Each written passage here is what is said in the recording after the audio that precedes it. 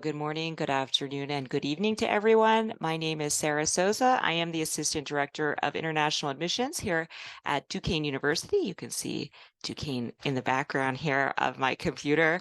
It doesn't look like this today. Unfortunately, it's a rainy day, but we captured this picture on a beautiful day in Pittsburgh, Pennsylvania.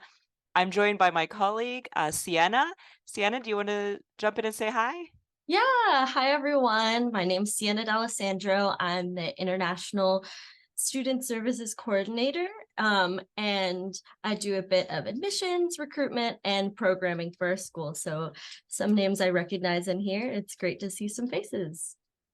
Yeah, thank you so much. So during your time working on your applications and hopefully getting accepted to Duquesne, you'll definitely be working with both of us. I'm going to guess, not just one of us. You'll be working with both of us. So I'm happy today to see some of you and we'll share this video for the ones that can't join. So today is all about submitting your undergraduate application. Because it's a small group, if you have questions, you can put them in the chat, and Sienna will bring those questions to the group if it applies to the group. If you have questions about your specific application, I'm going to have the email address in here. Just send it there, and we'll be happy to answer you about your specific application questions. But in general, most of you, because the people I invited to this did not have a complete application. So if you think your application's complete, it may not be. So after today, you might learn a couple things of what you're missing, but you can always email us and I'll show you that email. So again, today is about submitting your undergraduate application. So what do you need when you apply to Duquesne? Well, you need the application, and I'm going to show you our Duquesne application, but some of you may have also used Common App, which is perfectly acceptable, and when we take that. But you also need your transcripts, a recommendation letter, and a personal essay. And those three things usually you need to upload or email to us. So that may be what's holding up your application if you think it's complete and you haven't gotten an answer yet. So you may have done the application part with Common App or may have done it on our website, but you haven't submitted those transcripts, the recommendation letter, and the personal essay. So if that is the case, you can always email us those things and we'll help you upload them. But I want to show you also that what the Duquesne application looks like because it may be that you haven't submitted it yet or maybe missing a part of it. So you can apply through duq.edu/apply. And you'll see that we have a number of different applications. Most of you will be a first year application. What does that mean? Well, first year application means that you haven't studied at the university level before. It doesn't matter what your age is. It just means that you haven't studied at the university level. If you have studied at the university level, then you would submit as a transfer student. So transfer student means that you have some undergraduate studies. It doesn't matter where you studied and you're trying to bring those credits to Duquesne. So maybe you already studied 2 years in your home country and you want to take those credits and come to Duquesne with them. You can do that, but you do need to fill out the transfer application. And usually when I'm talking to students and C and I are emailing with students, we figure that out and we'll change your application if we find that you fit into one of these different categories. So that's just a little bit about the different applications. Now, graduate applications is for a completely different degree. So that means you already have a bachelor degree. So you'll see this graduate on the same website, but if you're looking for studies after your high school undergraduate, these are the applications you need to fill out. So when you click on the first year freshman application, you'll see this. If you haven't started it, you can just start filling in your information. If you have started it, you can click here to log back in. And I'll show you what that looks like on the next screen. Something I want to highlight here, in your name, make sure you always use whatever your legal name on your passport is, because you may go by a nickname And that's fine. It actually has places for you to put the nickname, but we need your official passport name. So for example, I have another name that is in my given name. So for this legal first name, I wouldn't only use Sarah. I would also put that second name that is on my passport, the official name. So I don't go by that, but I do have to put it here as my legal name. And the reason why that's important is because we're going to use this application material to start your immigration documents. So make sure you put the correct name there so we don't have to go back and correct your immigration documents, because that's not going to work if you take the wrong name according to your passport to the consulate for your I-20. So once you log in, you'll see this if you want to log back in, so you can use your username and password.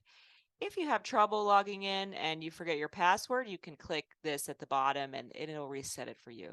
You can also email Sienna and I. We can help you with that if you can't access the account and this didn't work. So what does it look like when you start it? So this isn't anyone's test or application. Don't worry about it. This is tests that we make every year. So it's just no one's personal information. It's made up. You enter your personal background information. Make sure you include your foreign address. So even if you're in the US, we still need a foreign address for you, and that's going to be for your I-20.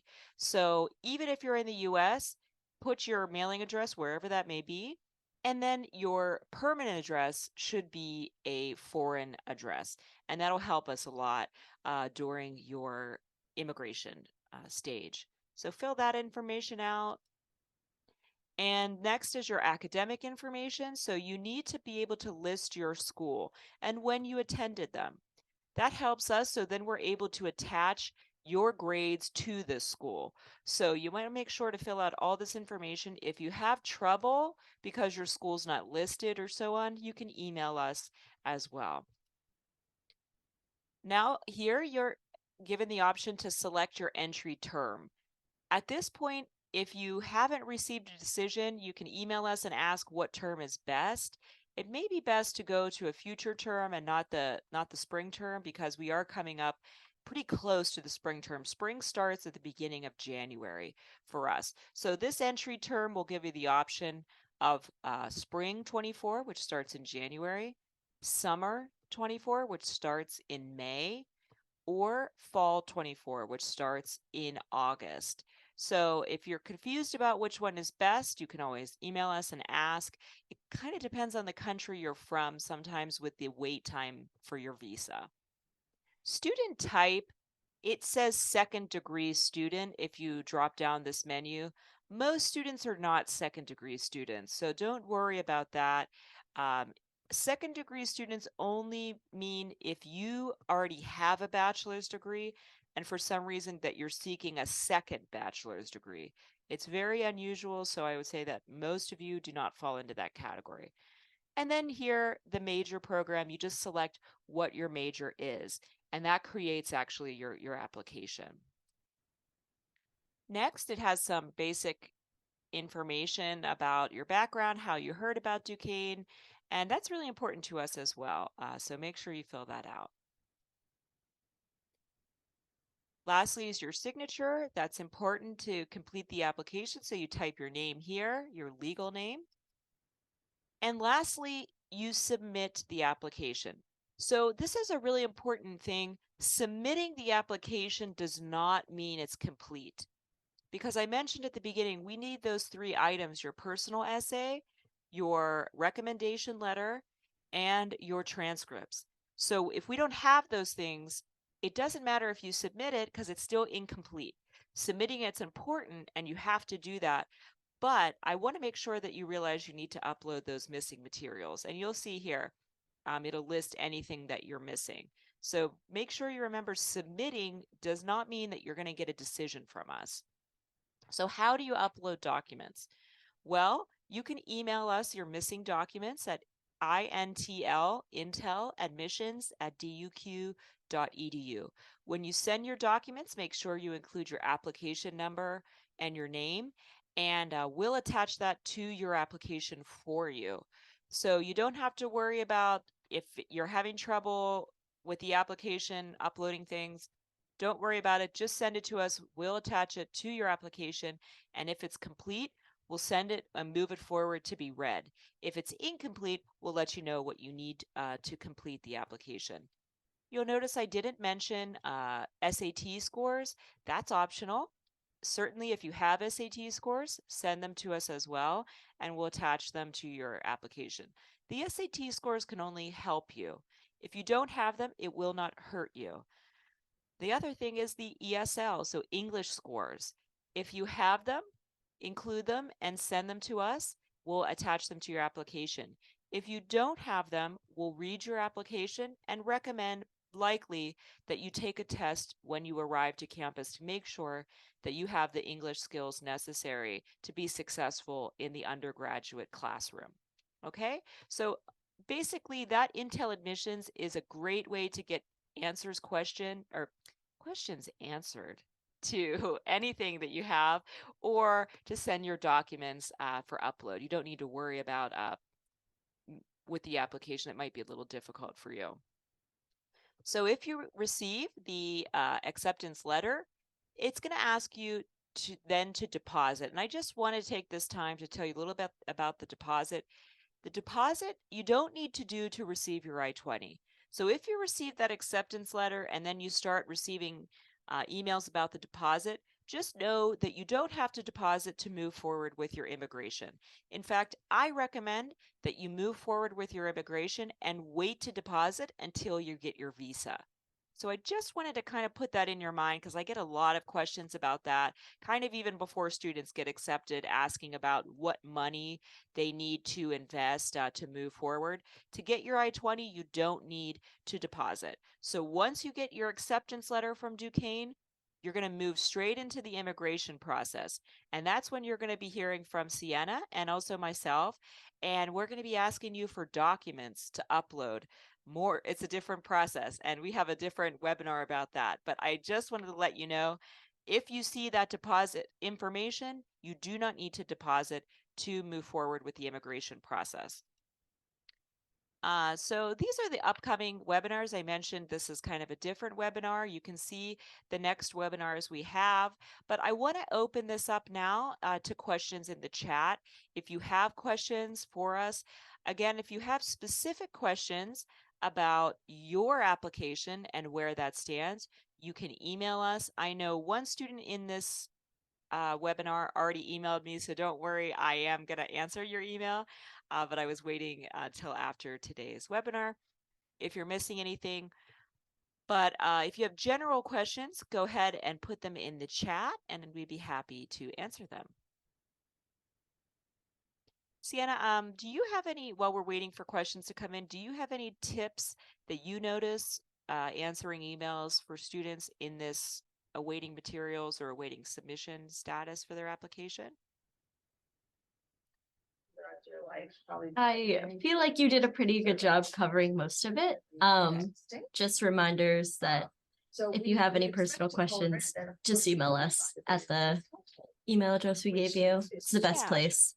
And I'll put that back on the screen. Intel admissions at duq.edu. Just know, we work with thousands of students. I know that's probably surprising, but at the application level, we do have thousands of students. So we do get a lot of emails. We will get back to you. Don't worry if it's not immediate. We will get back to you. We take our job seriously, and we know that students are waiting for us, and we will answer them. It just might not happen right away. Sometimes it might happen right away. Other times it may be, a couple days. And also know we don't work over the weekend. That's Saturday and Sunday. So if you email us over the weekend, we'll get back to you the following work week. So that might take a little longer as well, but we will get back to you. Any questions in the chat? I don't see any. Oh. Okay, so if you have a name on your passport different from the one on your certificate, which one of them should you use for your application? That's a great question. That's a really unique situation. So what I would advise you to do is you can let us know. If you send an email to us, we'll just make sure that we understand the name change situation. That happens. I changed my name. My name is different than what is on my graduation certificate because I changed my name when I got married. So it happens. And we just need to make sure that we put your current passport name on the account so that your immigration materials are correct. So send us an email with what your exact name is on your passport. You can even send the passport copy and we'll correct it. And we know that names change so from when is on your transcripts, so that's not an issue. Yeah, exactly, change because of marriage. I'm in the same boat, so no worries there. That happens all the time. Thanks for letting us know that. Any other questions? Okay, it's a small group, so I hope that means I answered your questions. And as I said, please email us if you have questions with uploading your materials. Again, if you received an email to this webinar, that's because your application is incomplete. So if you think your application's complete and you received this, then there's a discrepancy. So email us and find out why your application is incomplete, and then we can move forward with it. So thank you so much for joining us today. Oh, I see. Repeat. Okay. So if your name is different than the name on your transcripts, send us your passport and Intel admissions and just explain that your name changed because of marriage. And we will make sure to put the correct name on your application. So just send us your passport and explain that your name changed for whatever reason. Many times it is because of marriage, and we will correct it to the right name. So no worries there. I'm going to also post this webinar recording, and you can watch it if you have any questions. But I look forward to working with each of you, and I hope you have a great weekend. So thank you so much, and we look forward to you joining in the next webinar.